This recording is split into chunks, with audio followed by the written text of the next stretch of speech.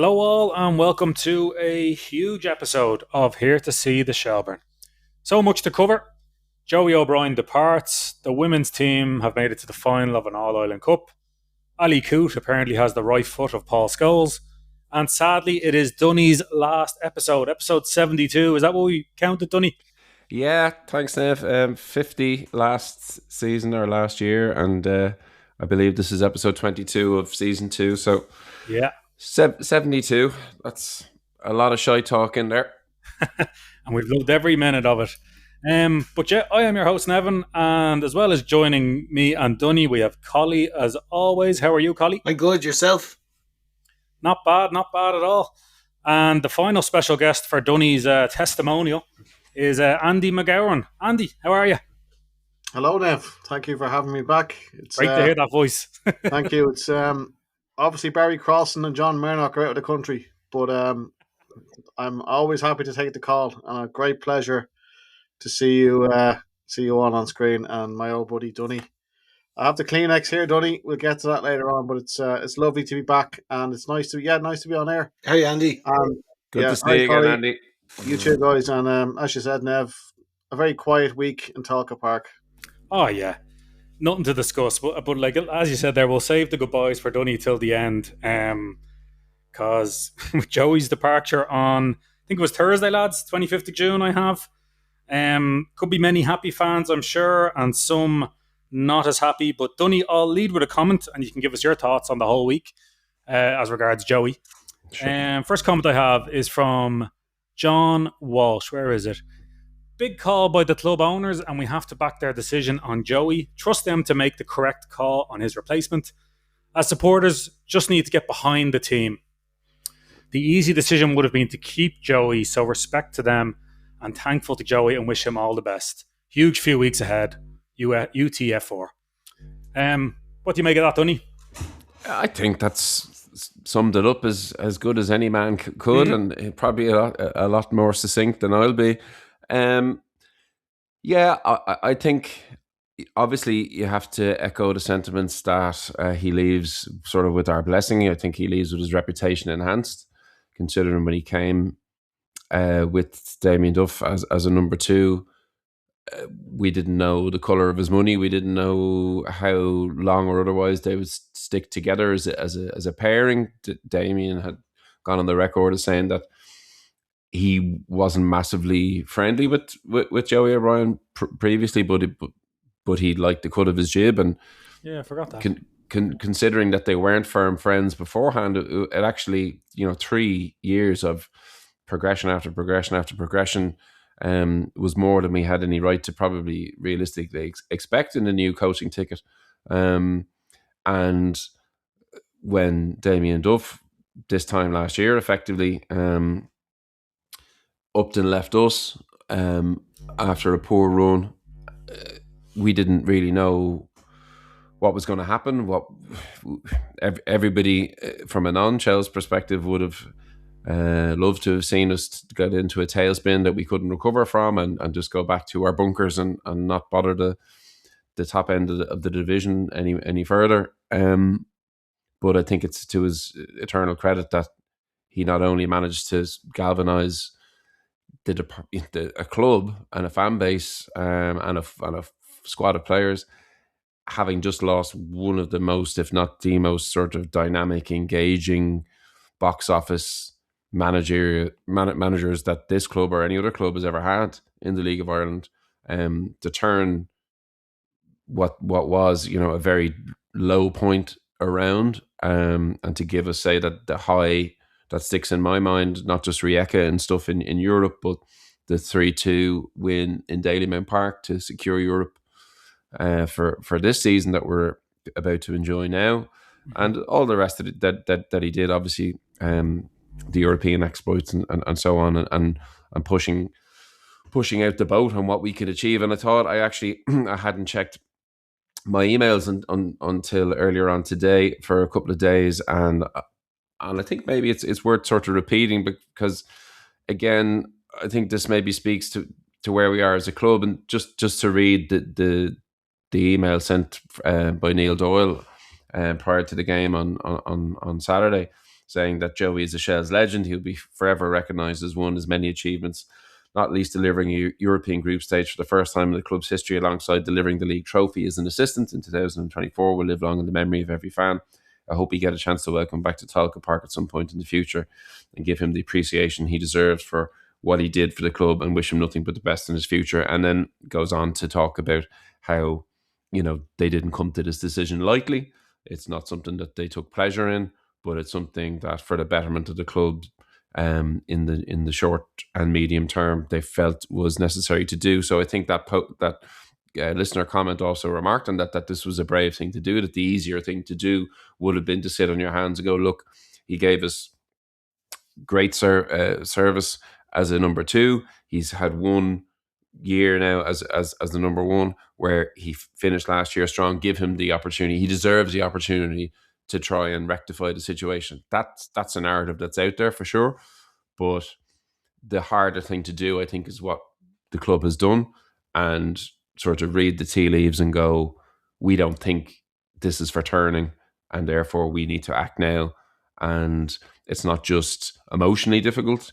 It's not just taxing to try and find the right person and the right people to come in. It's going to be financially difficult as well, obviously, because you're dealing with management staff who are under contract, and there's ramifications and things there as well. So it really would have been the easier thing to just keep on as we were going. So I applaud the club for having the stones to do what they felt was necessary. And as I said, it doesn't affect Joey's reputation with me, and I'd say the fan base more broadly. Well said, Dunny, and well said, Neil, in advance of Saturday's game, which we will get to. Collie, I'll direct the next question at you. Maybe something you might agree with in some sense. Brian Morrissey, genuinely saddened to see Joey go. We owe him a great gratitude for what he achieved last season after Duffer went.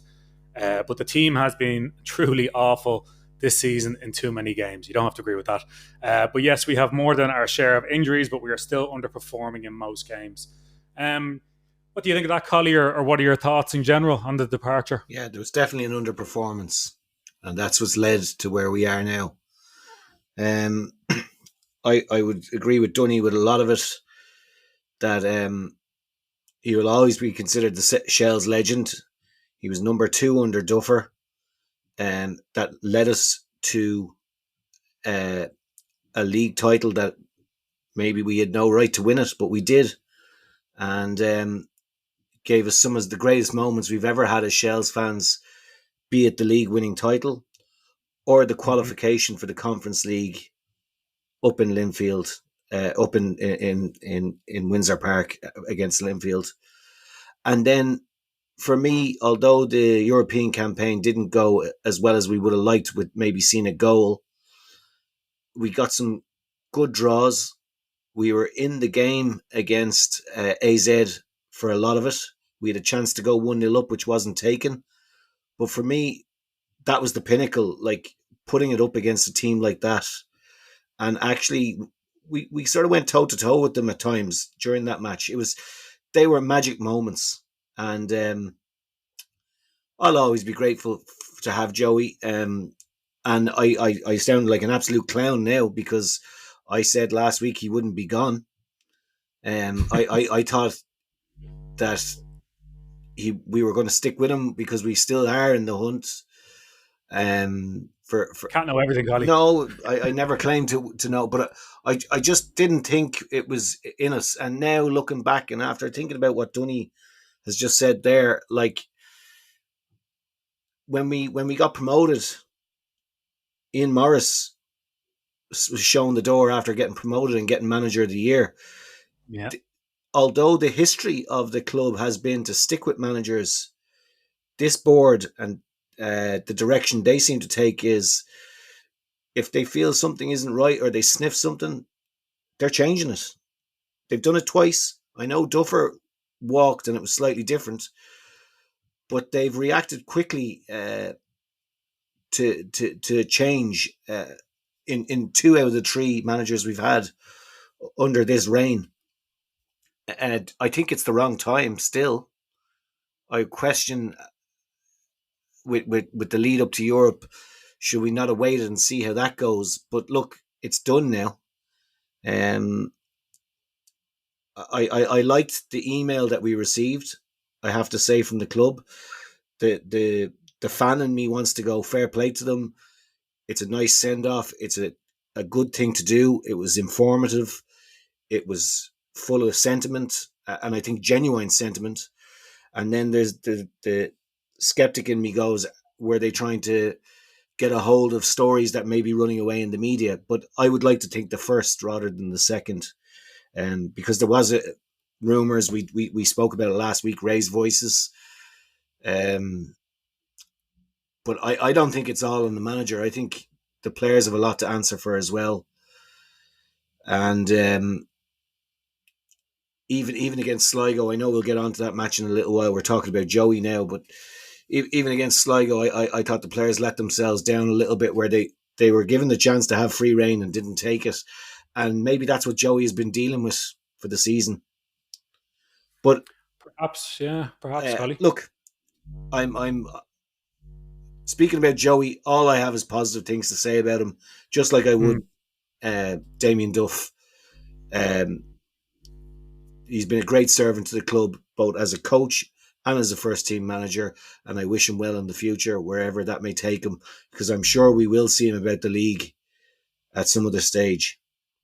And it'll more than likely come back to bite us in the butt at some stage as well, but that's football. Yeah, absolutely. Andy, since we have you on, and I know you're a big Shells fan yourself, and one thing Collie mentioned there was timing of the departure. And a comment from Dave Brennan, the club addressed the Joey problem well overdue, in my opinion.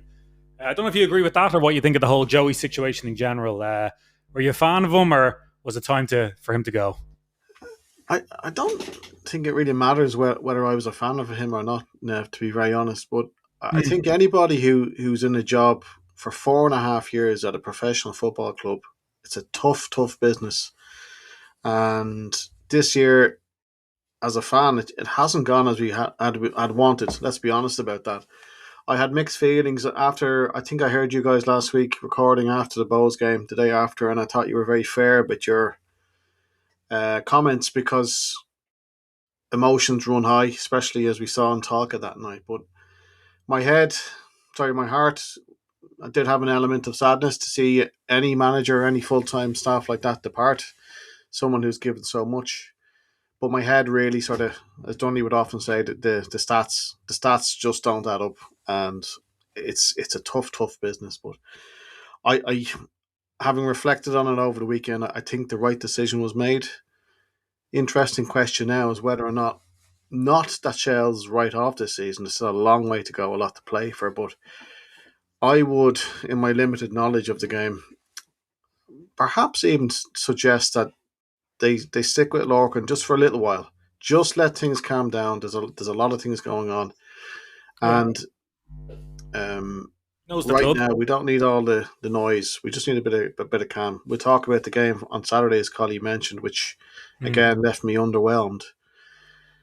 As we all, just to finish, Nev, as we all know, in top football, there's only one person who's going to get the chop, and it's not the underperforming players. It's the man at the top. And if I was in that dressing room, I think you guys touching it last week about loud voices. I can tell you one thing: I would have been ripping that place to shreds back in my United Churches League days, Dunny, because I'm nice and peaceful now, but on the pitch I had an awful temper on me. But these guys are well paid, well looked after. The club is in an incredibly different place to when I was involved a few years ago.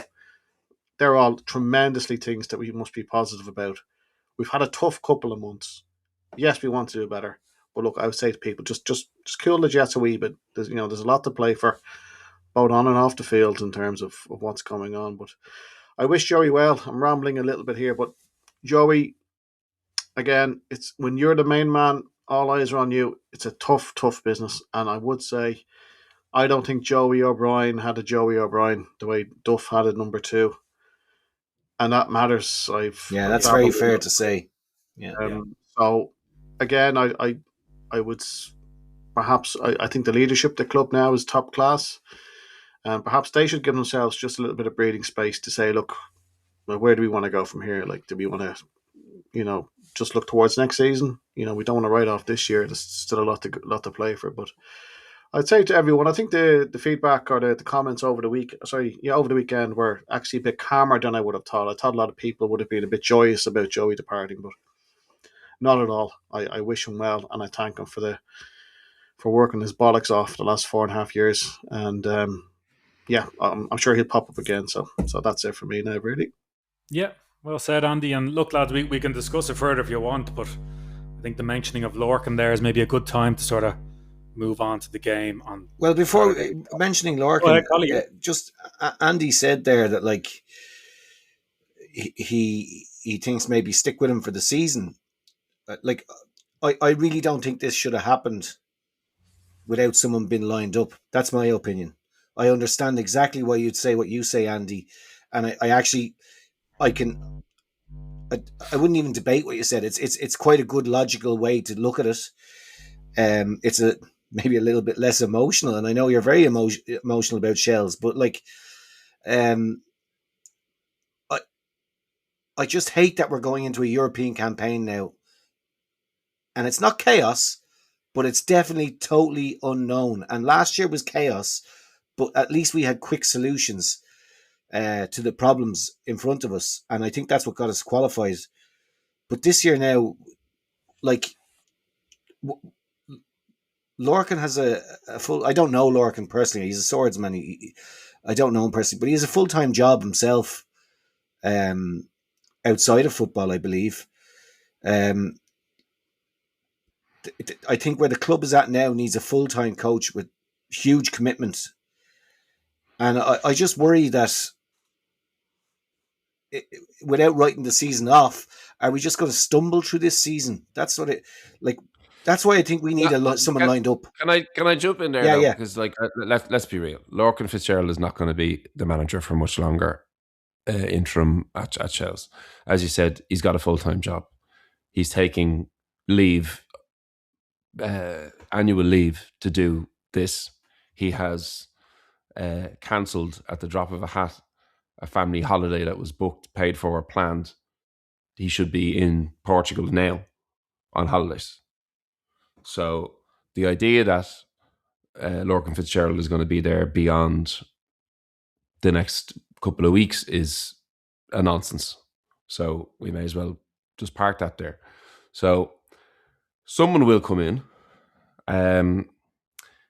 Someone will come in, and whoever that is will presumably have the backing of the board, the backing just in time as the transfer window is about to open on July 1st. This is another reason you'd imagine that we pulled the trigger when we did, because either we've all been around the game for long enough. You either sack or you back.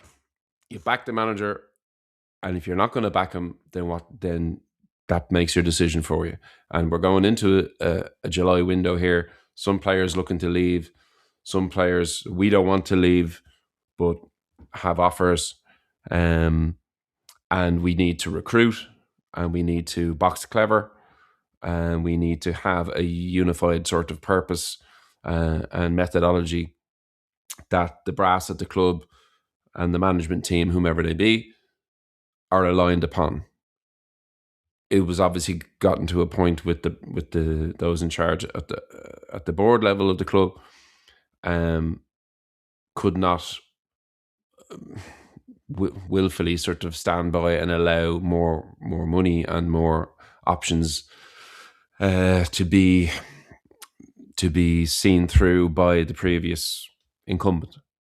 So I think this is a perfect time, frankly, given that we almost perfect. There's never, I mean, it's not super ideal, but given the writing that was on the wall, I think this is as good a time as any, because the window is about to open up, and you can, whatever manager you are backing, you can now back that person fully, full-throatedly.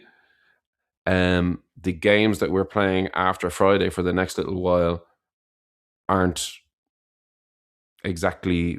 It's not Friday, Monday, Friday. We have a friendly against Celtic.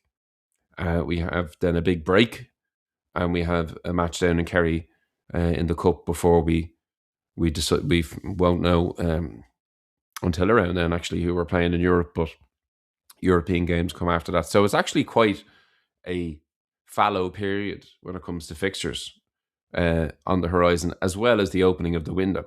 So this is a time for someone to come in, meet with the players, sit with the players, decide who wants to be here, who doesn't want to be here, get in who you want to get in, get out who you want to get out, get them on the training ground for about 2 weeks unbroken, as much a time as any as you'll get during the season to have a look at them. You can try them in the friendly against Celtic on the Tuesday, and decide, sort of in game then who you like the look of and so on. And there's no pressure on that game.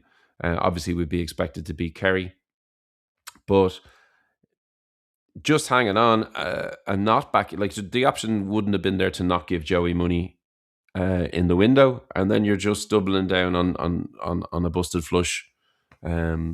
So look, it's not a nice thing when someone loses their job, but again, this is professional football, and Joey, as much as anyone, knows that it's nice guys finish last in professional football, and we can't afford to be nice guy FC and just sort of sleepwalk towards a season of waste, which is effectively, I think, where we were headed. So I'm not saying this is the perfect solution, but I like the idea that there isn't a huge amount of games on the horizon after Friday.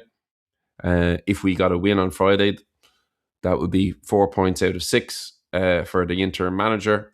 Let the new person come in, let them talk to the fans, let them talk to the players. They'll have more time than you might expect in the middle of a season to try and figure it out. So, so I think we'll let the club look after that, and I look forward to seeing who it might be.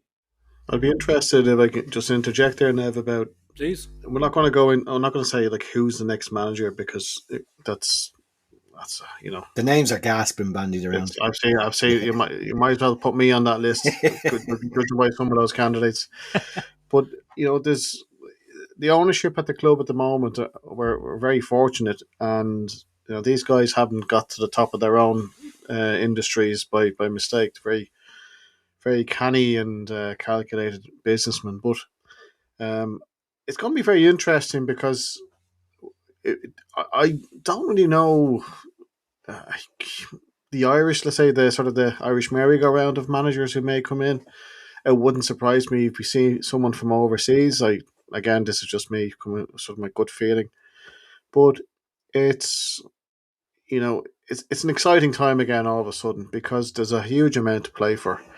And I was kind of hinting at that we have to just give ourselves a bit of breathing space, because the so-called big games, we have maybe 2 or 3 weeks of grace, so to speak. But if you were a betting man, Andy, could I ask you what sort of percentage or how much money would you put down on it being someone with a V at the end of their name, or some Iberian prince that we've never heard of just through Jamestown? What do you think? I've not. I was only texting your good friend from Rijeka the other day. What's his name? I jest. Man with the loafers. The loafers, yeah. I jest. I don't know is the honest answer, Tony, but I do have a feeling, without anything to support that we could be looking at some fella from overseas. And why do I say that? Well, we have our connection with Jamestown, who are bringing in players that we've, let's say sometimes never heard of. Some have been successful, some have yet probably set that place on fire. But why should that not apply in some sense to the club looking outside of the normal pool of managers, such as what they did nearly 5 years ago when Duff came to town? That was a bit of a left field one. I don't know, because this to me is probably the top 2 of the biggest club jobs in Ireland, arguably with our buddies up in Tala. But Shelbourne is a very, very big job to people in the football industry. We may not realise that little old Shells and all that nonsense. But Shelbourne Football Club is a recognised European team. I do a lot of stuff overseas in the footballing sense with people. Shelbourne is a well known brand, and I can tell you there's plenty of elite coaches out there who would bite your hand off to have the chance to manage at the top level in Ireland and to hopefully take a team deep into Europe this year. So I think I we can just I thank just hope Joey and Damien Duff for that, for keeping our name in people's mouths sort of in the last very much few so. years, for sure. Yeah, very much so. So look, if the next guy comes in is called whatever, I won't insult anybody, but if somebody we've never heard of, I'd say to people, don't be going off the rails saying who's this fella, because I trust Neil Doyle, I trust Mickey O'Rourke. They haven't steered us wrong in the last few years. They dug very, very deep into their own pockets to put us in a tremendous place off the field as well as on. So it's a very exciting time. Let's wait and see what happens. But I haven't a clue, Dunny. Haven't got a breeze who maybe It's probably a in. bit scary, I think, Andy, for people because I put my thinking cap on about this, because Jamestown, as far as I'm aware, they don't recommend goalkeepers, but they will recommend managers, coaches. Correct. Yeah. That I was like, okay, well, how many non-traditional League of Ireland managers have done well ever in the League of Ireland? Now I'm thinking in my lifetime, and beyond Neil Barraclough, was it? Ian Barraclough, at Sligo. Paul Cook. Paul Cook, yeah. Paul Cook, yeah, fair play at Sligo as well. Yeah, like there's not many. Michael O'Neill obviously is an Irishman, but he wasn't of the league. Pat Dolan, you could say, if you're going back further again, but like these aren't guys with Amasav or as a surname or Garcia or something like this. This isn't someone from the continent, and we've never really had. I certainly can't recall anyone from Spain, Portugal, Central Europe, German managers and whatnot. Now, so I can imagine if there was to be someone of that sort of variety, it would be a big story for one. But I'd say a lot of Shells, I'd say the media would enjoy it maybe more than some Shells fans might be shifting uncomfortably in their seats, be thinking like, well, we've never what does this person know about Irish football now? Would they maybe come in with a number two that might have a bit more sort of well-roundedness of knowledge about the league? I'm not sure, but like I'd say to that maybe that it wouldn't be someone chosen just because they're foreign or whatever, but like look at our own starting 11s and our squads, the amount of international flags that appear next to the names of the players that we have now. I think that's as big an indicator as anything that the league and our football club itself has never been more international. And if there was going to be a time that an international manager came in to do something positive, now is as good a time as any. We've seen the impact, say, American players have had for the women's team in a positive way, and I don't think you could deny that some of our fans' favourite players in the men's first team now are non-Irish as well. So, but it makes for good sort of water cooler talk. I'd certainly rather discuss the ins and outs of the sort of Jamestown model rather than listening to a certain talking head on News Talk who seems to have confetti for brains, who was suggesting that Roddy Collins should get the job in the year of our Lord 2026. So there's an element of like, you mentioned the roundabout, Nev, the sort of the traditional. I don't even know if that really exists anymore. There's so many younger coaches. I know obviously Kev Doherty's name was bandied about. I don't know how many, if any, of the top coaches or the Premier Division coaches would leave mid-season. So I'd be a bit more. I think I personally would be a bit more surprised if it was a Kev Doherty or John Russell rather than someone I've never heard of. I'm prepared mentally for both, but I think personally I would be less shocked if it was a name and a face you'd never heard of and never seen before. So it sounded like to me, welcome to Shelburne, Suri Rebrov, ex-Spurs 1990 striker. Perfect. You put ending in V in my head. I was like, who could it be? Has to be Rebrov. Assistant coach Roddy Collins. No. He knows the league. He knows the league. Or Roddy Collins. Both of similar ilk. But look, yeah, we had Joey in place last season for Europe, and maybe the club are thinking we just need a fresh perspective because we're in a different round of the Europe this summer, so it can't just be beat Linfield and you have a good shot. We need to start getting the win. So let's see what happens at the end of next month in Europe. But lads, we'll go back to Sligo on Saturday. I'll just say firstly, I like the team we put out. I like to see Coote and Freitas in the positions they were in. I think they were both lacking a bit of confidence, but I liked seeing them out there. But I think one comment we got in kind of summed it up. Collie, I'll put this to you. Sean O'Kelly, we didn't start playing till after 80 minutes on Saturday. Yeah. We just can't do that in a game of football. It's funny that that's when Ali Coote scored and also came off around that time. So would you agree with that? Well, I'd say there was someone else had a comment in saying we didn't start playing till 70. And then I saw the other comment, 80 minutes. It was getting later and later in the game before we started playing. But yeah, it was about 80 minutes. And then I believe Ali Coote was cramping up, according to Lorcan Fitzgerald's post-match interview. Has he played 90 minutes this season, Ali Coote? I was wondering. Not that I can think of. Yeah, but what a goal. What an absolute cracker. Yeah, I'd cramp up after that. Now, I would say I was quite disappointed with the manner in which we applied ourselves for the match. Throughout the game. Throughout the game. I was very frustrated watching.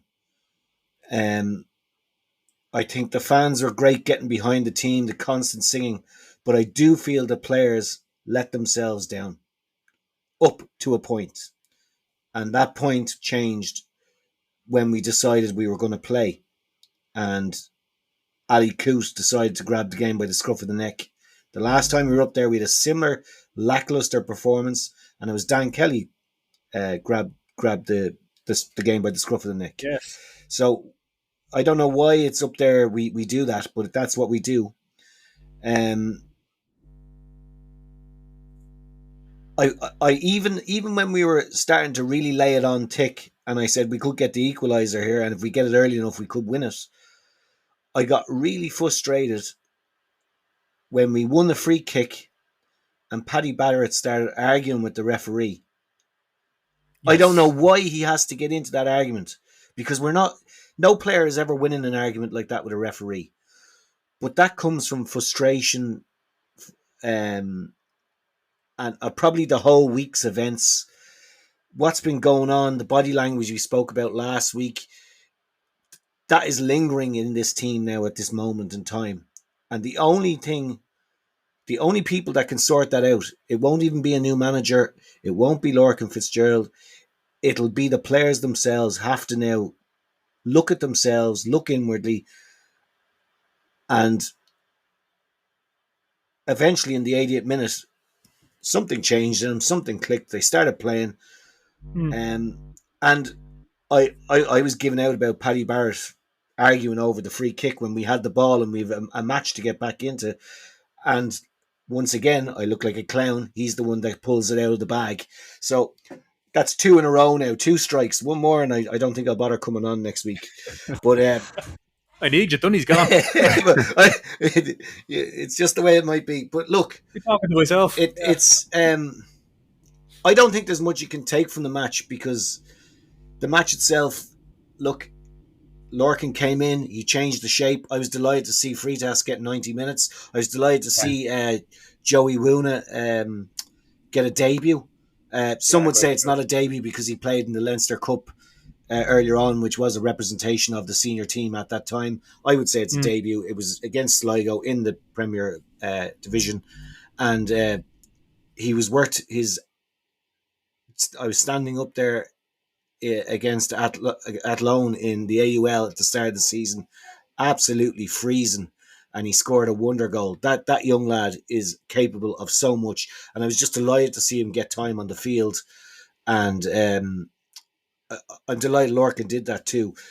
it excites me to see young people coming through. Like, I could go on about how so much annoyed me in that match, but I'd rather look at the positives now, move forward, and try and put a positive spin on this. I do, as I said, I do think it's the wrong time for a new manager to be coming in. But look, to use that awful phrase, we are where we are, and I enjoyed seeing at the end of the match Ali Coote's interview speak about unity within the team. I thought that was really important, and I don't think he was just saying it for the sake of saying it. I think there was probably over the last few days between Joey going, prior to Joey going, and probably after the match, because the post-match interviews did come out quite late for whatever reason. I would say there's a lot of talking amongst the players and inward looking and where they're going to go as a team themselves and as professionals. And I hope this is the springboard to the start of the rest of the season being a little bit more successful. I'm delighted we didn't lose. And look, 2-2 against Sligo, it's a difficult place to go at times, especially when you go 2-0 down. Look, it is what it is. And Spiel made some great saves as well, if I'm correct. And, you know, Sargent made some great saves to keep them. It could have been different at halftime. Look, it is what it is. Yeah, no, it was a tight enough game. And look, Dunny, it's probably your last time to talk shape. And what a good shape to end on. Thank God. I think you might be like me. Maybe I'm guessing wrongly, but I liked Ali Coote kind of in that attacking mid role. But I'm not mad on seeing Harry being pushed wide, but it's kind of just the way it has to be. But I thought Ali Coote had a great game. Did you see plenty of positives from that? The performances will come when confidence comes, maybe? Well, I mean, I was pleased to see that I think there's been a notable departure or a change of tone more broadly. Lorcan Fitz, positivity, unity, togetherness. I was like, I was like a dog that had been shown a card trick or a magic trick on when I read the pre-match release from the club, and talking about players' availability, talking about togetherness, talking about the fans, talking about all the stuff. It was like, where, what football club is this? We've been sent the wrong one, because there's been none of that. Joey Vuna coming on, another thing we've seen little to nothing of in the last year or more. It unfortunately has felt to some looking on from outside that there's been a sort of a glass ceiling regarding underage players being able to get through. And in Lorcan Fitzgerald's first 90 minutes, he managed to do something that we hadn't really done for a year or more. So I think respect is warranted there, and it was good to see Joey equipping himself well. And but I'm not going to dwell on negativity of performance. There's no point really. I think we can be better again. I like, I think I like seeing Rossi back in the team. I like Coote starting. I mean, Coote scores a lot of big goals for us, and it seems that he's kind of been, used fleetingly. And I can't remember the last time I would have left the Shelbourne football match and gone, Jesus, Ali Coote really let me down tonight. And again, did he have his sparkling best for the entire match? No, nobody was. But like he thrives on big moments, and he's delivered multiple big moments for this football club in the years he's been with us. And obviously, he could offer more though, Dunny. I just think he's such a good player on his day. You remember him against Infield last season. 100%. I know it's not the best caliber of team, but but we've seen him do it in Europe. We've seen him do it tough games like away at Bows. Yeah, like he's for a man diminutive in stature, he's got a heart as big as a truck, and I don't think he never goes hiding. He can score multiple types of goals. He's confident on the ball. He tries things. I thought in Dalymount earlier this year, the 2-2, which a game we should have won. He linked very nicely with Freitas when Freitas was on the pitch, so I'd like to see more of that, given that the mood music around our striker availability is pretty solemn.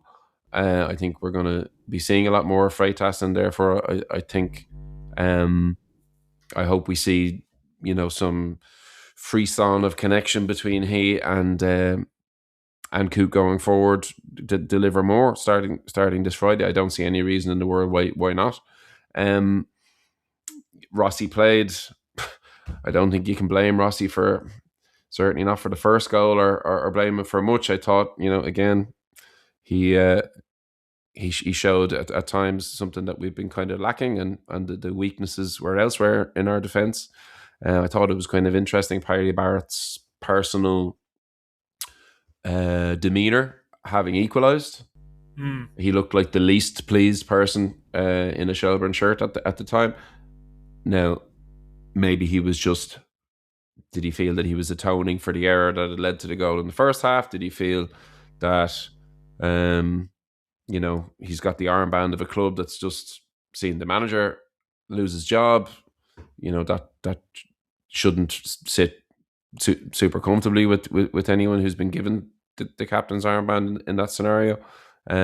He's a winner, and we didn't win, but I felt, and then I heard as well at the end he was pushing the players towards the fans to celebrate. So look, I think Paddy's probably gone through a pretty tough week as well, not helped by the sloppiness that led to Sligo's opener. But look, there was enough green shoots there towards the end. And look, as Collie says, anytime you're 2-0 down away from home and you don't lose the game, that's not a bad day.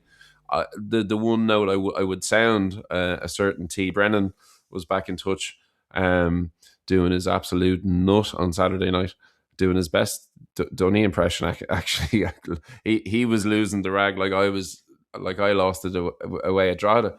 But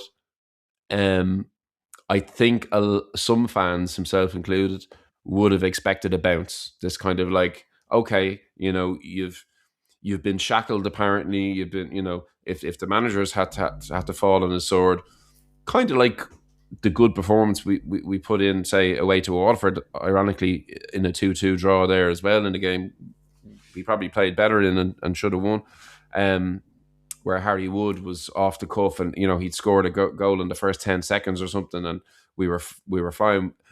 The players, and I remember Marco's interview after that as well, very determined, very focused on like, we're still a good team, we're still good players, and the manager was questioning their dedication and their professionalism and this kind of thing, and they felt like they had a point to prove. I didn't really see any of that on Saturday. I saw more of the same in application, until, as Collie alluded to, late in the day when we finally turned it around. Now, helped massively, I think, from the bench.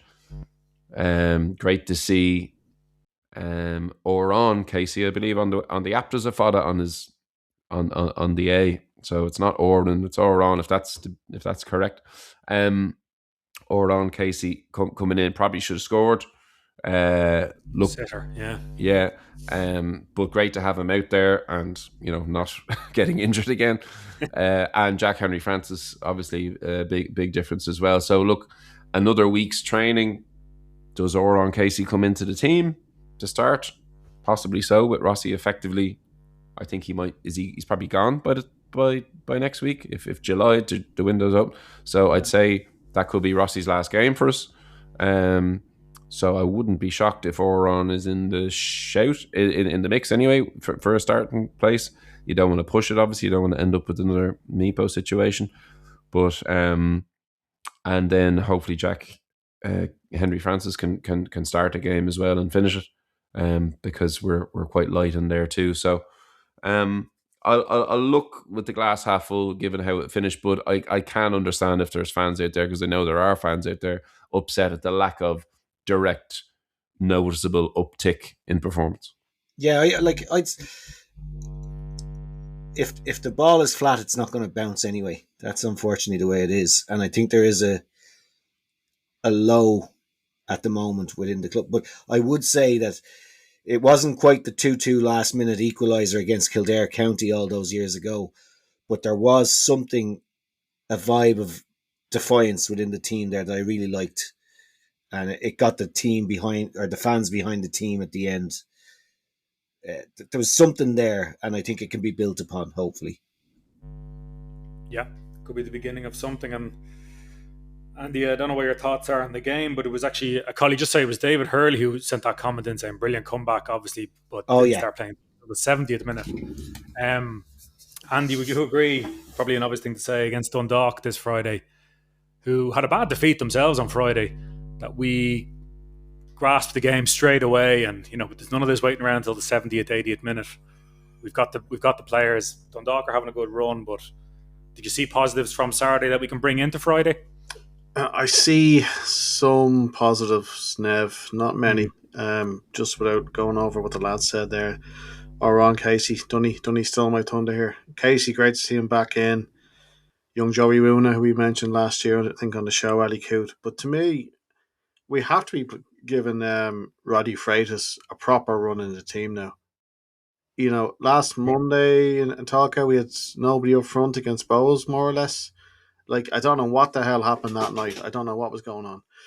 We have there are green shoots there, and I was delighted that we managed to scrape a point against Sligo.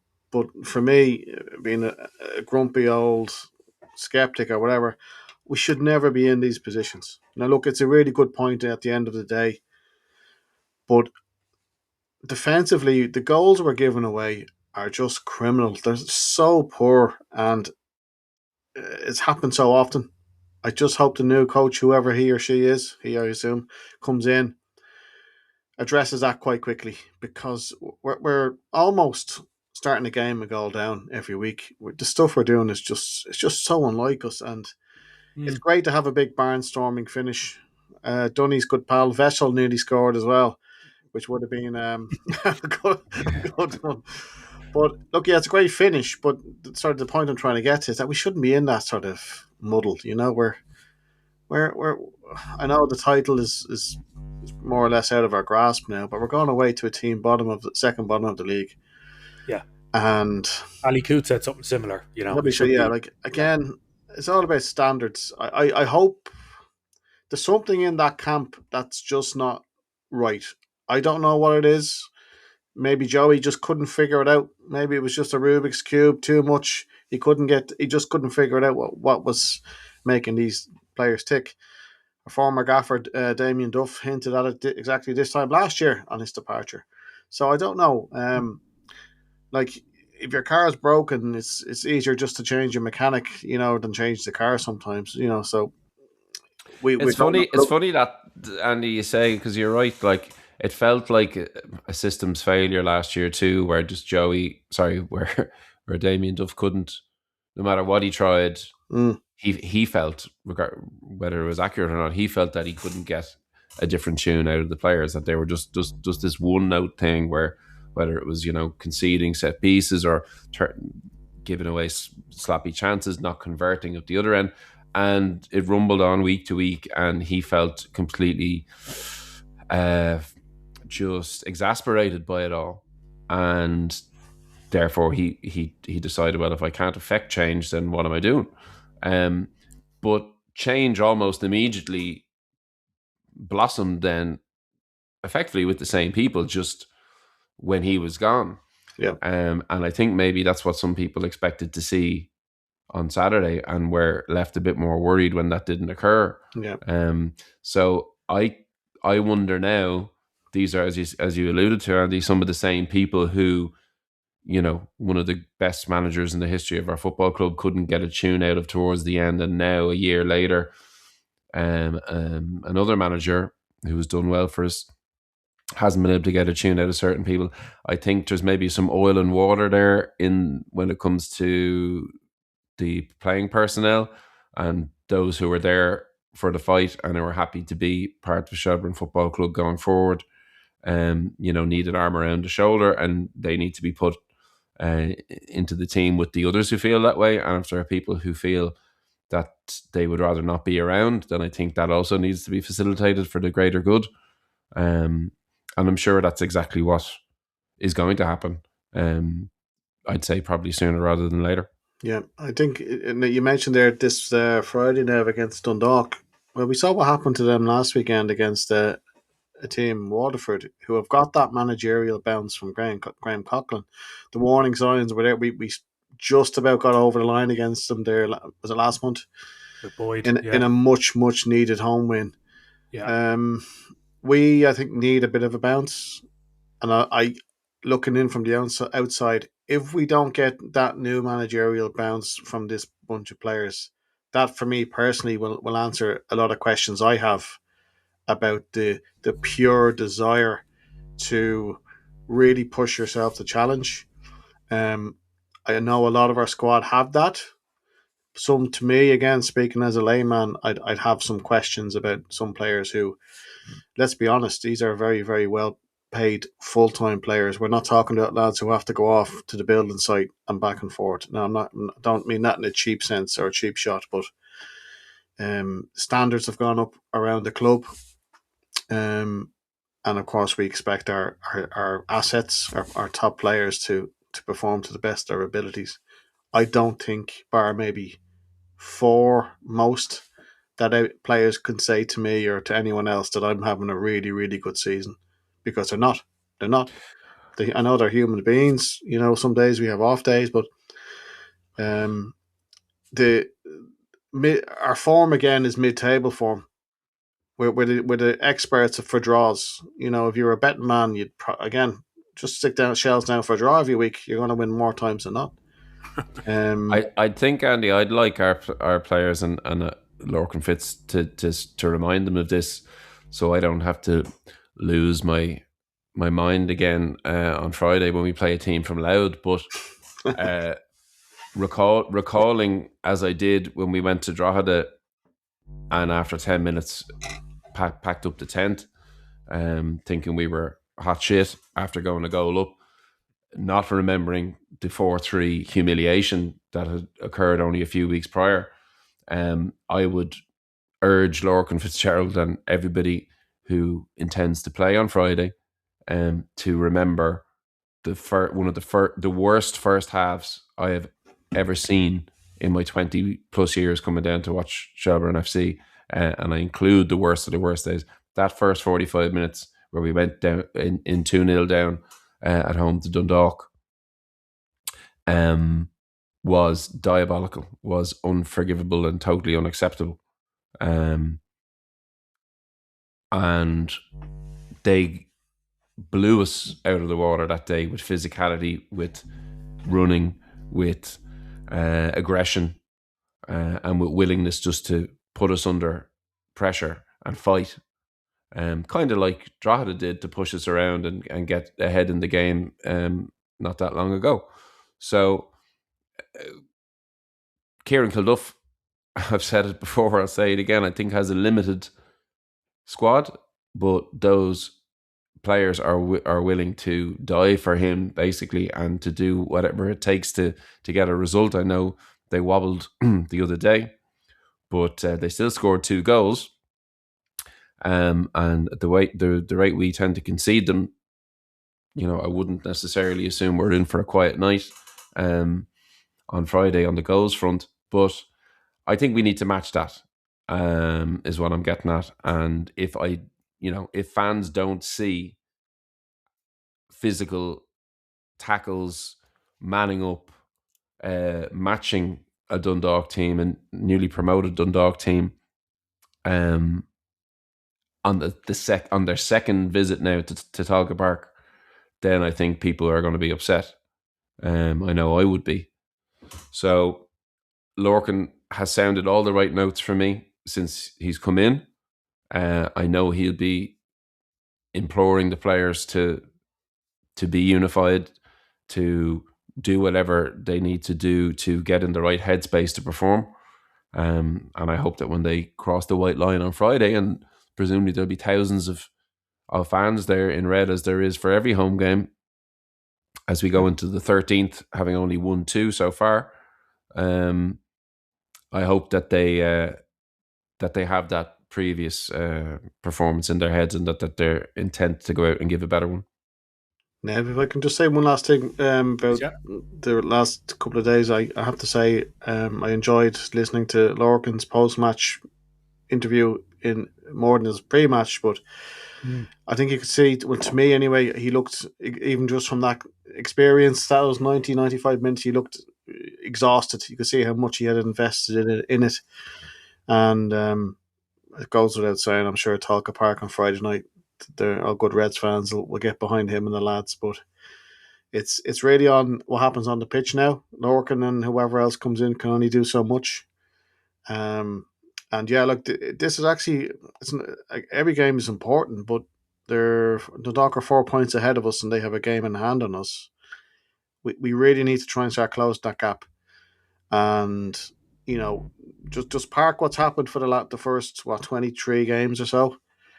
It's like we're 15 games left, I think. Is that right, lads? Like it's the season is racing by, and we really need to start getting a few wins on the board. Dundalk are a slippery sort of team. They, as Dunny said, they're not superstars in any sense, but Kilduff is getting a fine tune out of that team so far this year. But to me, I'd be sticking up a poster on the wall, old-fashioned style, Dunny and Collie, just to remember what happened a few months ago when they came to Talca. It was an absolutely diabolical night for the Reds fans. So, so look, I'm hopeful. I think Lorcs will do a good job. He'll do everything he can, and that's all he can ask from an interim manager. So I wish him the best. Absolutely, yeah. I recall seeing you on that night of that Dundalk game. You didn't look well watching it, and I don't think I looked any better, if I recall right. Dundalk played well. Always looked like that. Huh? And then, like, that was just the first half. We got back into it then, and then Rossi's OG in the last minute to win them the game. That was cruel and unnecessary punishment after actually putting in a pretty good second half. Yeah, but that first half is I've still not wiped that from my memory. I don't know if I brought my parents again. Like the stand was reopened. My parents came.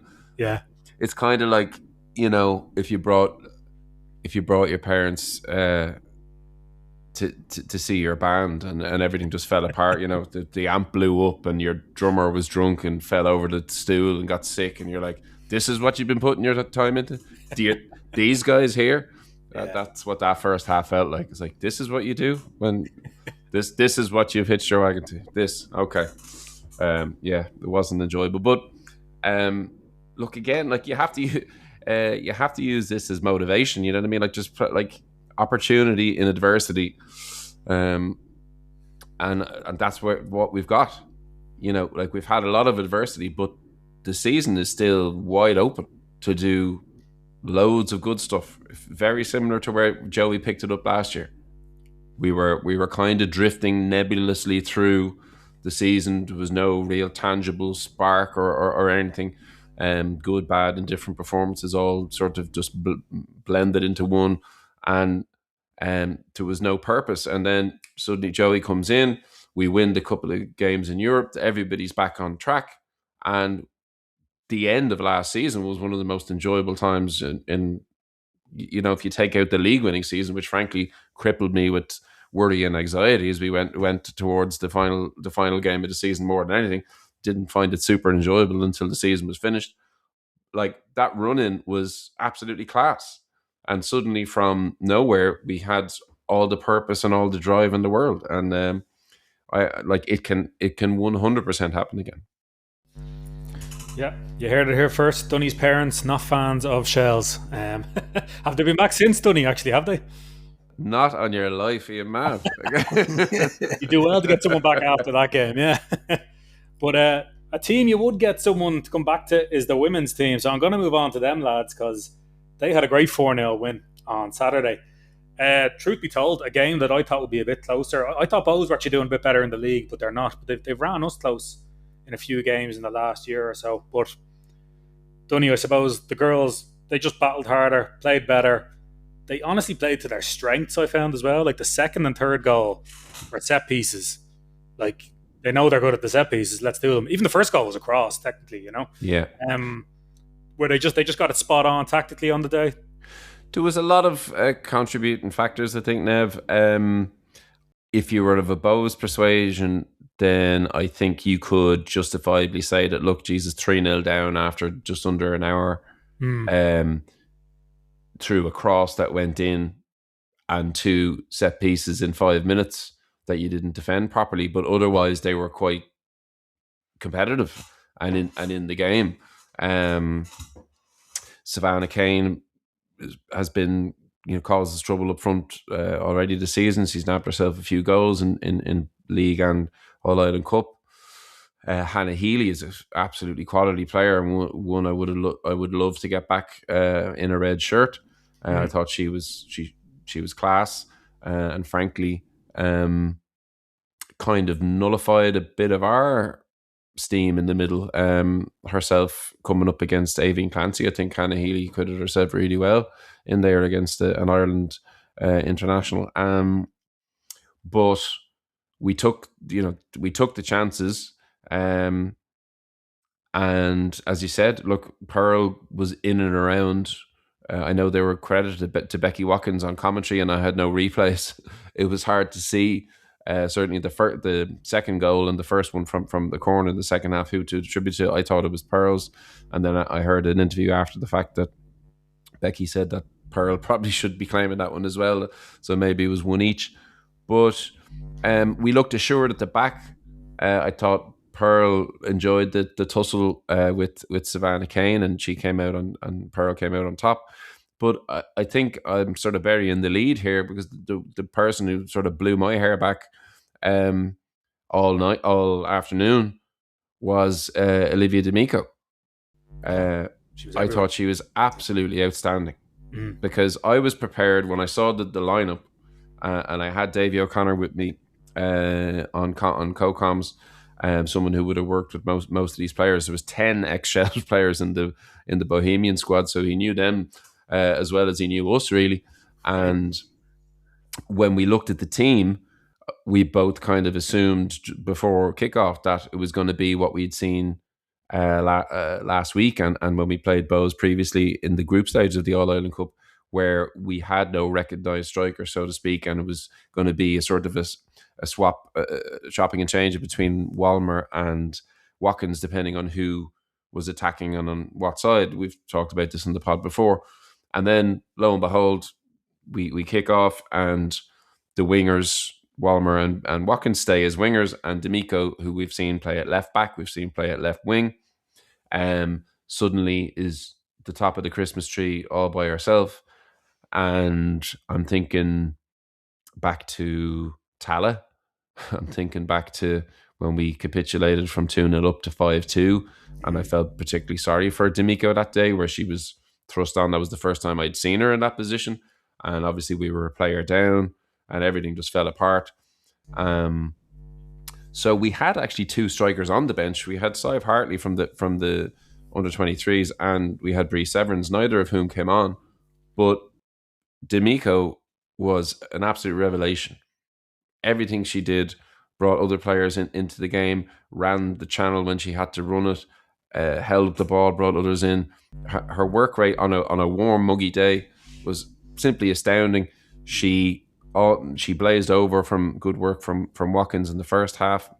Good defending. You could argue she was closed down tightly. She deserved a goal. She had the ball in the net late in the game that was ruled out for a kind of a coming together that the goalkeeper had with somebody else. That went in, did it? I couldn't tell because there was no replay either. I wasn't sure if... Yeah, no, she slammed that one in, and I think she was good value for that. Yeah. She had one tipped onto the post by the Bows goalie, who was very good on the day. Yeah. And I felt bad that she didn't score, but then I think it was her assist for Harcourt's 4th goal, which was the goal of the match. And if we can play like that, now again, Bows aren't maybe the toughest outfit you're going to get, but she was incredible. And if she can repeat the dose with that again, then I'd say just roll with that formation, because it was our best performance possibly of the whole season. And I think just everybody could be very proud of the shift that they put in. And you look, anytime you beat Bows by that kind of scoreline, it's a good day, and we've managed to there's a little hangover, you'd say, from last year. Last year we were a goal up early in Dalymount Park. It was the same stage, semi-final of this cup that we've never gotten to the final of. We were, in the end, we were down to 9 players. They scored effectively with the last kick of the game to bring it to penalties. Then they won the penalty shootout in injury time. They broke one of our players in half, and she still hasn't come back to fitness since then. That was over 11 months ago. And then the jumping around like jackasses on the pitch afterwards with T-shirts that they'd printed up and paid good money for, you'd assume, of a league win that they'd had in Tolka a few weeks previous, even though we finished about 25 points ahead of them in the league. Bizarre behaviour. There was an undercurrent of that still lingering, I think, particularly when Kate Mooney hasn't been able to kick a ball since. I think that's very much in people's minds still. So to do it so comprehensively, to leave no doubt about it, and to sort of demoralise Bows into the bargain, and to make a cup final, a cup we've never made. I've said numerous times, so I'll say it one more time before I sign off, that if we win the All-Ireland, Shells winning the All-Ireland Cup is the best thing that will happen for this competition, because it will properly put it on the map. Galway have won it twice, Wexford have won it once. It has not fully caught the public's imagination, but I tell you, if we manage to win it, and Pearl Slattery in Tolka Park on the 18th, I think, holds up the trophy and says that we are champions of all of Ireland in front of a big crowd that I'm sure will come out and support them, then I think you can say that the competition finally has arrived and has some true merit.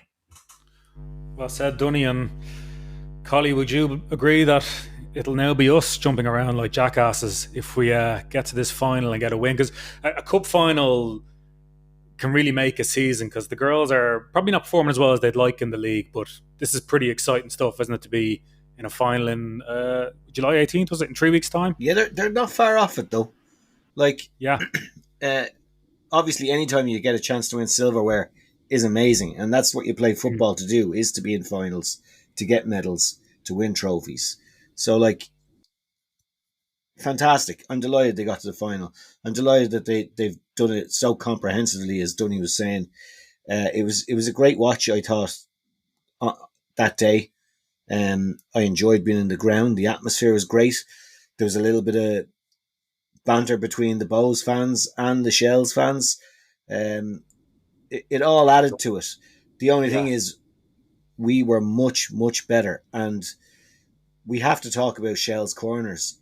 We've been saying it all year that their delivery at corners is impressive, but like, they took it to another level against Bows, because there was the 2 goals, but then there was other opportunities and chances from other corners that caused absolute chaos and havoc, and Bows had no answers to it, and we could have been well ahead before it even got to 3-0. I think when I came home on the bus from Sligo that night, I rewatched the highlights of the women's game, because sometimes you're at it and then we were running for the bus. But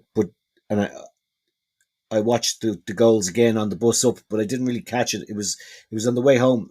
Dunny made a comment about Holly Harcourt only scoring bangers, and geez, it was a cracker. And I think I would love to see herself and Bree start up front now, the 2 of them. They seem to come.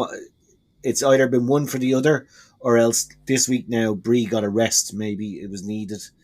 But I'd love to see the 2 of them start. I think it could be so exciting with the 2 of them up front, Wallimer and Watkins on either side, and changing sides. Like, the shooting lineup for Shells is so exciting to watch, and we are lethal from set pieces.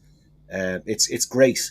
I went to watch Drogheda and Kerry in the first round of the FAI Women's Cup yesterday, and for Kerry, wasn't it?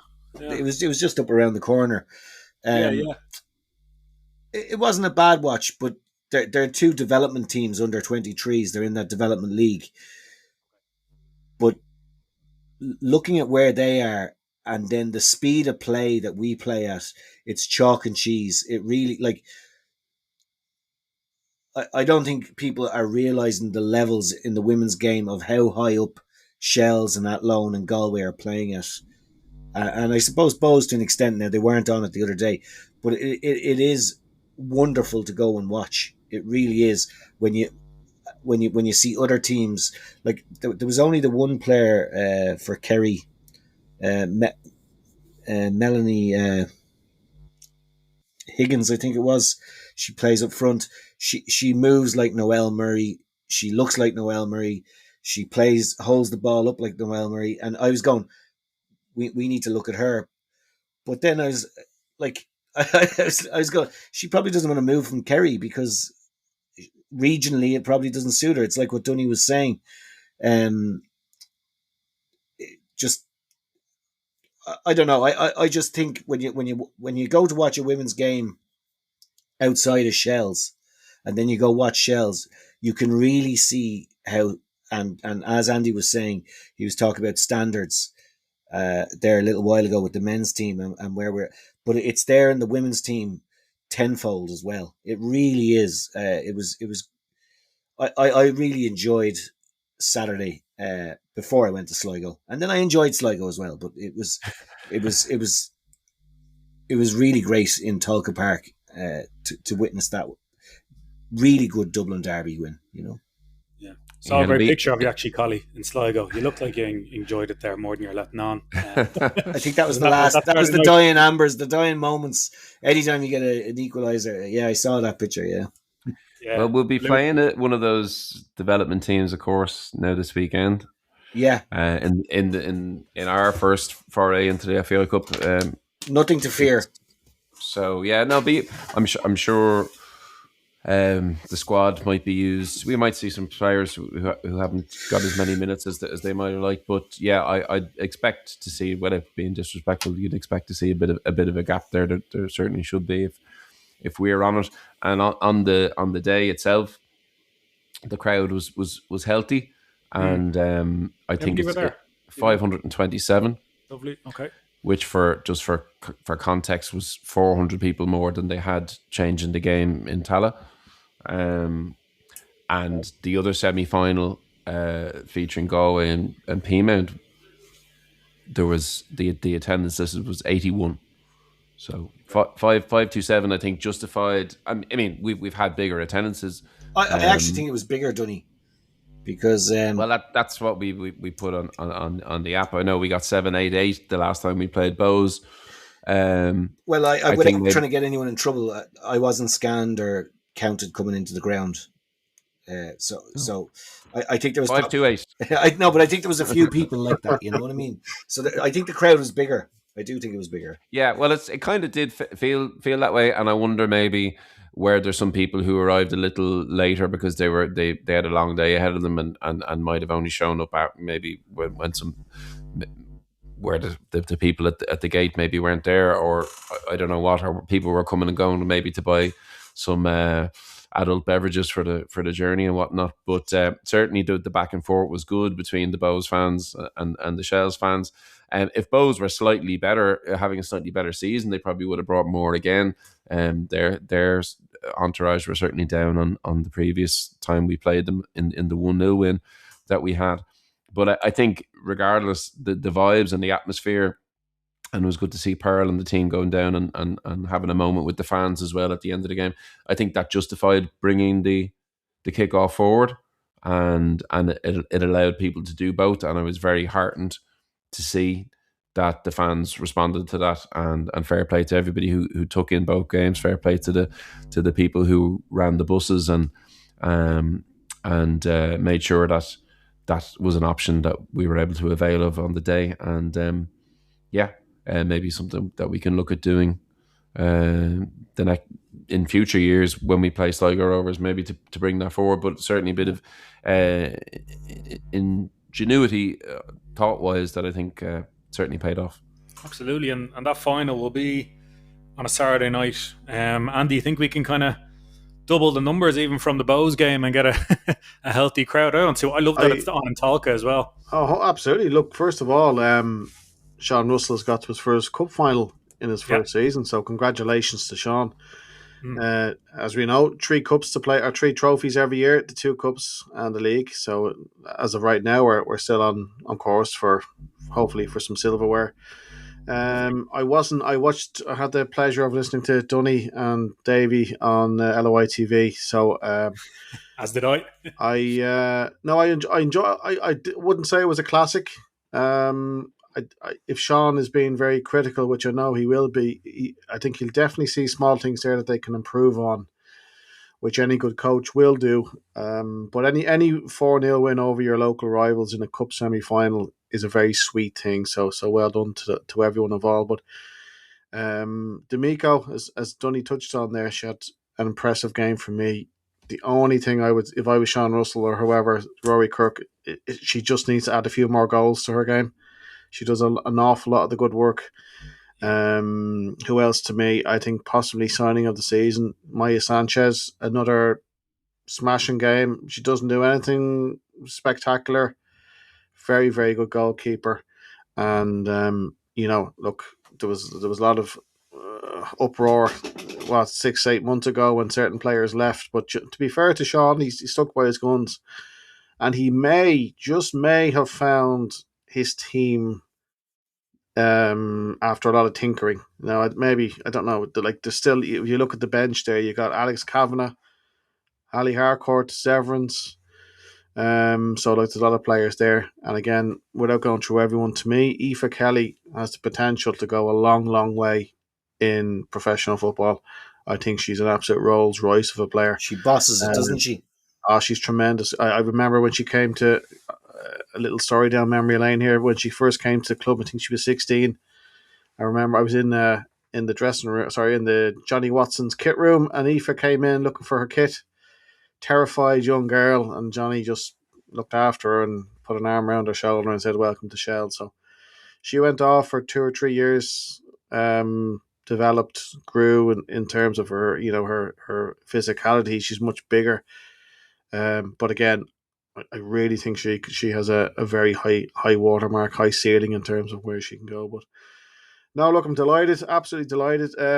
The nerd I am after the game, first thing I checked, as Tony said there, was the attendance. Something I know we've banged on last year and this year. It's great to see a crowd. And look, it could be a good cup weekend to come in, 2.5 weeks, Friday in Kerry. Tony go down there with his entourage. And then Saturday night in hopefully a big Talca Park.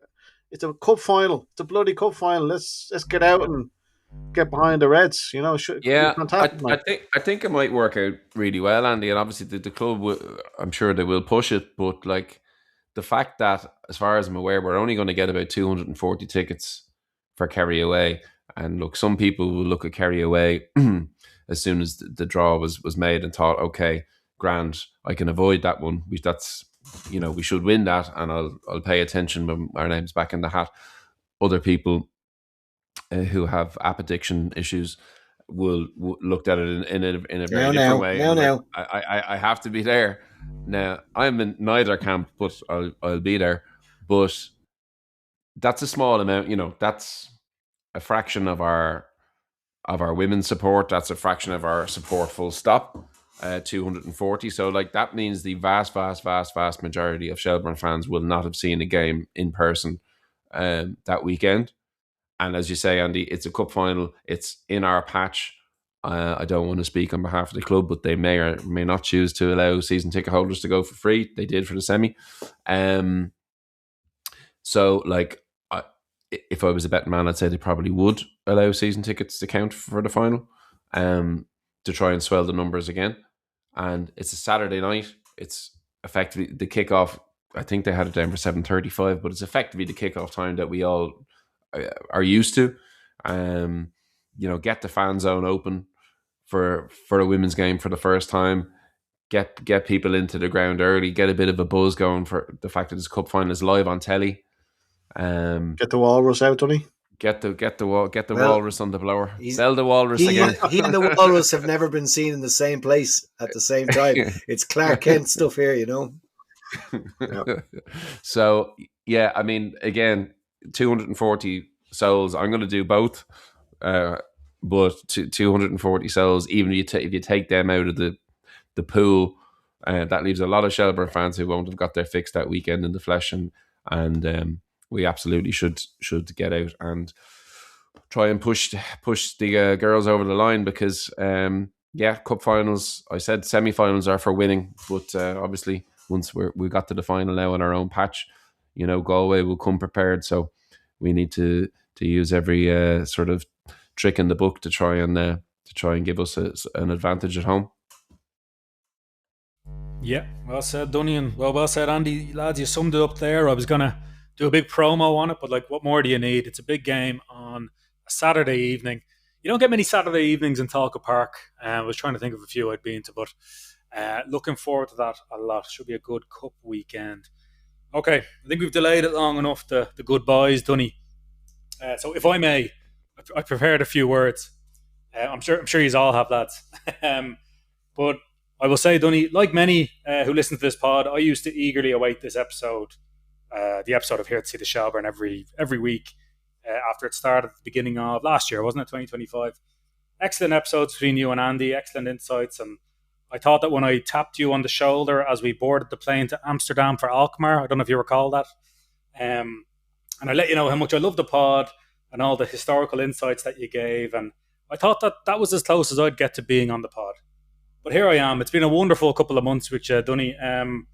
Absolutely had a blast and learned a lot from you, to be honest. So that's kind of my insight here. And I think a comment from Steve O'Dowd sums it up pretty nicely. Very big shoes to fill, but thanks to Dunny for his super analysis week after week. Best pod going. I hope we can keep it the best pod going. Thanks a mil, Dunny. All right. Don't know, lads, anything you want to add? I appreciate that, Nev. Yeah, I remember that moment now. Yeah, on the walk into the plane. Yeah, Jesus. Well, there you go. Life comes at you fast, huh? I'd only heard your voice. I didn't know what you looked like. And once I heard it on the plane, I was like, I must go up and say hello. I never got a tap on the shoulder, Nev. A little tap on the shoulder, yeah. And I met you were on the plane as well, Andy, for good luck. Yeah, but lads, I don't know. We have a few comments I can read out, but if you read them out there. Yeah, I will go ahead with, who do I have here? I have Brian Curran first, wishing Dunny the very best for his next project. It was a great pleasure to listen to him and Andy and the lads. We're still here, don't worry. The show is set a high standard for fan engagement. The show must go on. Who else do we have? Paddy Walsh. All the best, Dunny. It was a pleasure listening to you on the pod the last year and a bit.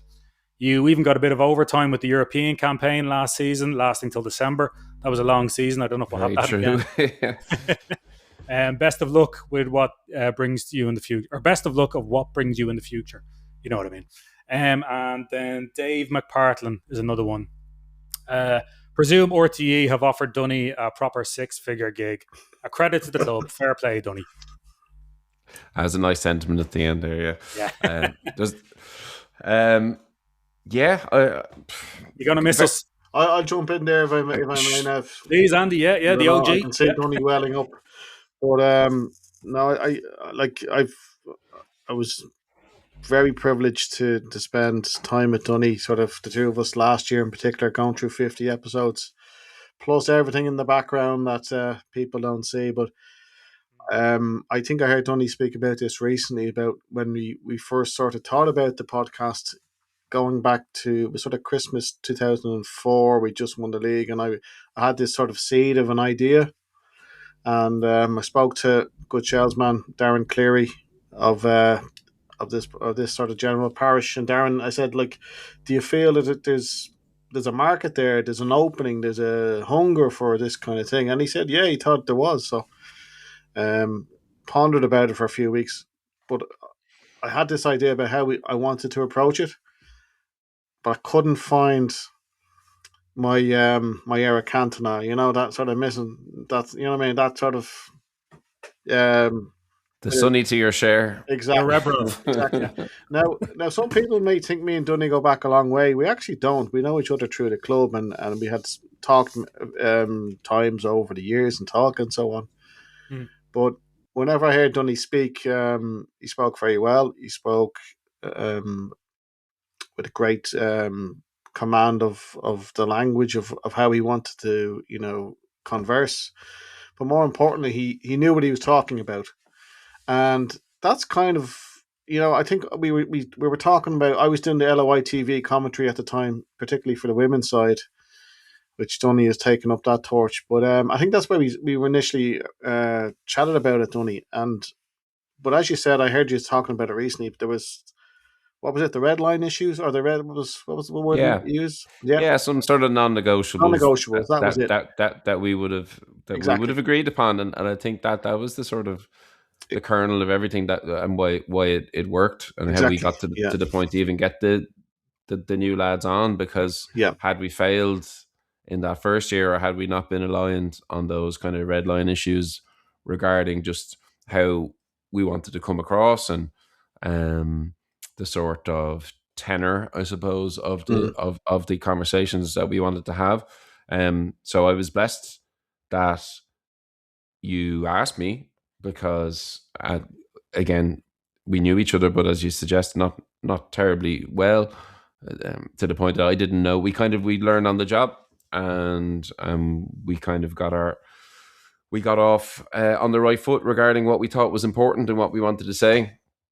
Yeah, that's true. It took us a little while to get going, but I think people liked what they heard. There's a certain hunger for information, whether that be from official channels or not. But I think the respect Dunny has is that when you have people like, is it Cop and 90 Dunny, when they come to town, they weren't ringing my phone for some reason. I think my credit ran out of credit that day, but they were ringing Dunny's phone. And our buddy from that chap from Crystal Palace, but Dunny went on his podcast again. I must have been otherwise engaged that night, because I didn't get a call. so there's a bit of a pattern coming up here. But across, when Dunny speaks, he speaks unmolested. I just want to get that word in there. One of my favorite words. But obviously, when people hear us talking, they can't see us, obviously, but I'm often Googling words as Dunny belts them out to me, just so I know what direction we're going in. But that has been an absolute pleasure. But yeah, more broadly, without going off on a tangent here, we have other, it's great to see the content out there now. We have Adam Leonard, good friend of the show. Adam was with us in the early days. We're not Barcelona. Collie, forgive me, the name of the other podcast you were on recently, the excellent music / This Red's Life. Yeah, fantastic. Apologies, just slipped my mind there. Great. And again, just because Dunny's going on to Pastors New, doesn't mean I hope this show will continue to go and continue. And question for you and Collie and Nev is Shells have lost Joey O'Brien, but the show was lost. Dunny he's going to be going down the Jamestown route, or what's going to happen. There's some big questions there. But now look, we'll release a statement next Thursday. But now look, it's 50 episodes last year with Dunny. We really squeezed the last few out going into December, but I think the fact that the show is consistent, it's certainly when I finished, I know the numbers were growing all the time, and people have somewhere to know that they're not going mad being a Shells fan. There are other people out there who are suffering from the same illness of being a long-suffering Shelburne fan. But I just encourage you. I don't know what your plans are, lads, but I think it's fantastic that the podcast continues, and just from the heart, whatever Dunny does next, it'll be a tremendous success. But it's been an absolute pleasure when I was involved, and as a presenter / co-host, and this year in 2026 to be a listener. It's been wonderful tuning in every Monday or Tuesday or Wednesday, not knowing what's going to happen. And the combination of you three has been very enjoyable. It's been great to get Collie's views. Wouldn't always agree with them, but you're going to get it straight from the hip, Clint Eastwood style. So anyway, I'm rambling on. I just want to say, Dunny, thanks so much, and thanks for having me on tonight. And I appreciate that, Andy, and thanks for getting the ball rolling and picking up the phone and calling me. And yeah, look, I think you touched on the main point there for me is, look, regardless of, I know I've been compared to Damien Richardson, you use word salads from time to time, but the main thing is, I think I speak from the heart, and this football club means an awful lot to me, and has become, it's not a part of my life. It is just sort of, it is my everyday life, in the same way that it is for thousands of people out there, and hundreds of people who listen to the show, who define themselves by the football club that they love. And I 100% agree that it's great to see so many other creative people taking the time to start something new. It's also great to see creative people taking the time to continue the great tradition that we have with the longest running fanzine in the country, and people still supporting that. And I would urge people to continue to do so, because I think it is important to have a platform to discuss this, and how can you expect a support base to naturally have its own culture, and to naturally flourish, and to improve, and to get bigger, unless you are allowing people to come into communal spaces and talk about it and express themselves and have disagreements, but also, want to hear what people are going to say about it. This is just one of those platforms, and I've been very pleased to be able to speak on something that I care very deeply about. I hope I've tried to conduct myself with professionalism, even though it was an amateur gig, and I've tried to. I have not come into any of these shows half cooked regarding my preparation, or my sort of train of thinking on things. I've tried to be as thoughtful and sort of well rounded in my opinions as I've been able to be. I'm sure there's a lot of people who disagree with me a lot of the time, but the overwhelming feedback I would have gotten have been people who appreciate the effort, and who appreciate the honesty. And I suppose that's all. You can't be right all the time, but you can be passionate and you can be honest. And I think that's what this podcast has offered me for 72 episodes to do. It's now going to offer Nev and Collie and others the platform and the opportunity to continue to do that. And I think that's very important. And I look forward now to contributing from the other side of the fence, and being able to throw in my responses, whether it's on Twitter or via email, to see if things that I think are important are going to be brought up on the show, and wishing the lads the best of luck with that. So it's been great. I've said before, I'm not going anywhere. I will still be around. I'm taking July to kind of gather my thoughts to some degree, but not too long after that, people should see me, certainly at the matches, and possibly beyond that again. But you never know.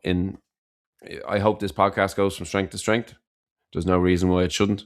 And maybe when my situation changes a bit further down the line, we can get the band back together. It's great to having you back on again this evening, Andy. So thanks to Collie, thanks to Nev, thanks to yourself, Andy, for coming up with this idea, and thanks to the listeners for sticking with us. The numbers, as Andy alluded to, I can't get over how good they've been, and how consistent they've been, and how they've grown. I again, to bring it back to like a musical analogy, if they were the numbers that we were getting to go and watch our band play, you'd be the hottest indie act on the scene, getting pushing 1,000 people every single week coming to see your show. So it's not lost on me. I don't consider that a small thing. I don't take that for granted, and I've used the word humbled before, but in a very meaningful way. I have felt humbled by people allowing me to talk in their ears for 72 episodes now. So so thank you to all the listeners, and I'll see you on the Riverside. Thank you, Dunny, and I just wanted to say you chime in. Yeah, go ahead. I just like to say, I said it a few weeks ago that when Andy and yourself, Dunny, decided to do this show, I thought that it was needed, that at the time there was something that had to be put out there. you took it up, you ran with it. It was excellently produced, and it was something that I tuned in to listen to every week and loved listening to. I enjoyed your debates, and it was something that I, from the outside, went, gee, I'd love a chance to do that myself if I ever got the opportunity. But I didn't think that would ever come. And then this year, the two of you opened it up to others. I put myself forward, and I thank you for doing that, because I love doing this. But I would say that I didn't really know you, Dunny, that well, other than maybe you did the odd gig in Tolka Park after a match. I'd say hello to you. We'd have the odd chat passing by very quickly about football. It's been a pleasure to get to know you as a person. Well, thank you, Colin. From our chats on air, but also off air, and just little things like that. It's a pleasure to get to know you. And I'll miss you on the podcast now, because I enjoy bouncing off you as I do Nev. And I wish you all the best for wherever it may take you. As I said before, I hope to still hear you on comms. I think we will.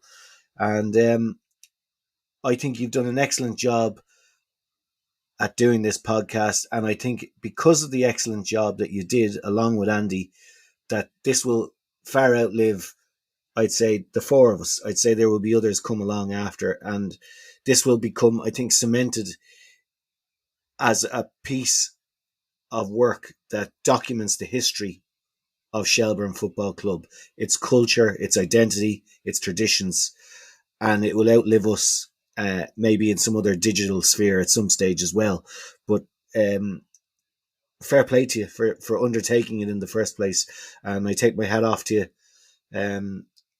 It was a brave step to do something like this, and that should be acknowledged too by the two of you. And just thank you.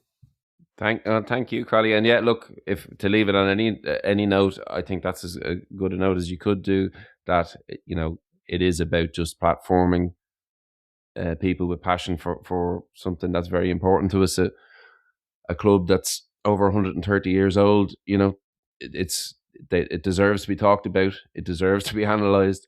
You know, the players and the people behind the club know now, I think, more than ever, that how much it means to the fan base, and maybe for a while that was lost, and I would hope it doesn't get lost again. Our numbers are great, our new fans are great, and these opportunities to give them a chance to converse or to be involved in the sort of dynamics around the football club, and just spitballing things and writing in. And this is it's not just a talking shop here for us, but like we go off what gets written in and sent into us every week as well. So it's not just a closed shop. The communication very much is open, and again, that shows that's the sign of a healthy, vibrant club where people want to contribute and people want to hear things talked about. And that was Andy's kernel of the idea, and I agree with you, and I hope that that's the case, that it goes from strength to strength and continues on, because we need to we all want a vibrant Shelbourne. We all want Shells that it's alive and inspirational to us off the field as well as on, because we can't. There's a lot of things in this football club that we can't affect, but I think we've shown certainly in the last few years that there's a lot of things that we as fans can affect, and we shouldn't do ourselves the injustice of not trying and not knowing our own worth. And whether that's Save Talca Park, whether that's talking about the direction that the club is going, or the direction that sort of that the fan base is going, or the culture of the football club and what that means, we need to keep it being discussed. And this is a great place to do it, as are the others. And let's support the people who are doing it. And as I said, I look forward to listening, and I look forward to writing in. So thanks to everybody. Agus Ihawa. Thank you, Dunny. Very well said. Andy and Collie as well. And yes, that was the last time we'll hear from Dunny on this episode. But who knows, maybe again in the future. We shall carry the torch as best we can, Dunny, all right? And thank you to everyone for hanging on for a longer than usual episode. It was certainly needed. The Reds have Dundalk on Friday, Celtic Tuesday. Exciting summer ahead for both the men's and women's team. Give us a rating and a follow on Apple and Spotify if you can as well. Lads, thanks a mil. All right. Dunny, take it easy. See you around Talca Park. See you guys. Thanks a million. Cheers, lads. Thanks, everyone. Bye-bye. Take Yeah, care. well, Bye.